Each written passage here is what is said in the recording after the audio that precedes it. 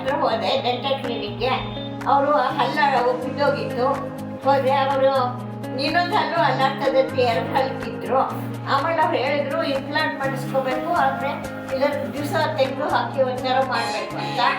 ಸರಿ, ನಾನು ಅಮೆರಿಕಕ್ಕೆ ಹೋಗ್ತದೆ, ಆಮೇಲೆ ಬಂದಮೇಲೆ ಯೋಚನೆ ಮಾಡ್ತೀನಿ ಅಂತಂದೆ. ಸರಿ, ನಮ್ಮ ಅಕ್ಕ ಬಂದು ಅವಳಿಗೆ ಮಾಡಿಸ್ಕೊಂತಂದ್ಲು. ಹಾಗೆ ನಾನು ಒಂದು 2 ಡೇಸ್ ಅಬ್ಸರ್ವ್ ಮಾಡಿದೆ.